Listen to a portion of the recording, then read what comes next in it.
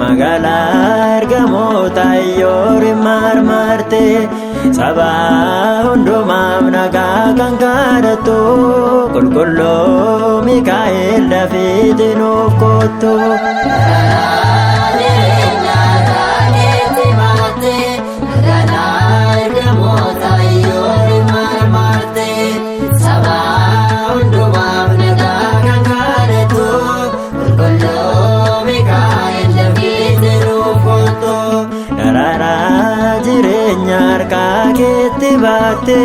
Magala ergamoota yoori marmarte saba hundumaaf nagaa kan kadhattu qulqulluu Mikaa'el dafii nuuf kottu.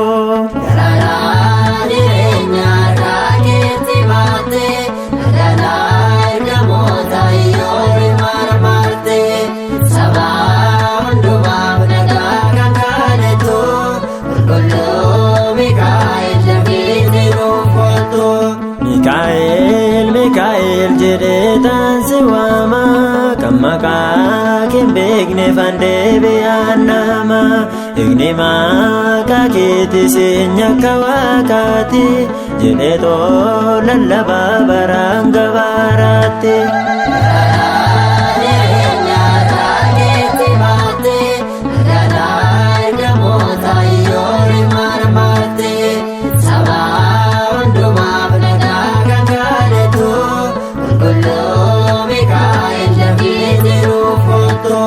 Gargaaraan namoota eenyu kan akka kee Daani'el gargaarte hariitiin qaqqabde calaqqee gochoo kendinni reeffata si faarsuuf afaan koos kanaaf ariifata.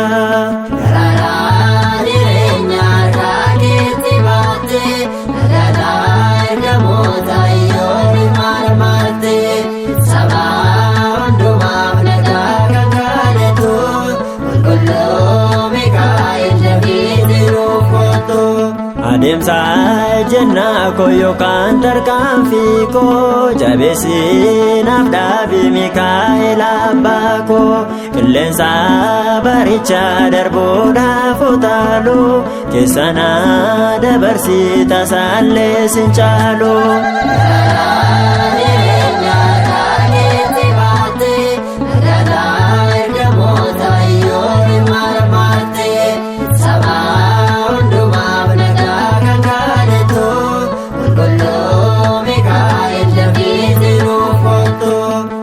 Gobbaratti kanaate waraante afuuraa jawwichaa seefii kee nabboomte har'asoo hammaate humni kommoo dadhabaa waraanoon ajjeesii haboosaa si qabaa.